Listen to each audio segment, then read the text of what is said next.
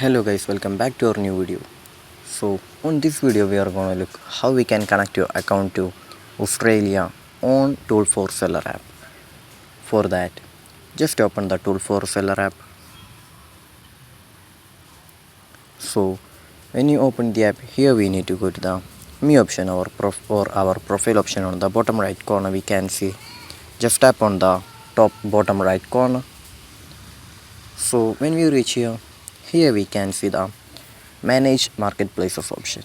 Just tap on the manage marketplaces option. So when we reach here we can see the add more options on the top right corner. Just tap on the add more options. So here we can see the Australia, right? I choose the Australia right here. After choosing the Australia, just tap on the next option. So here we can create an account to you when you are new to Amazon, or you can just sign in here by using your email or phone number.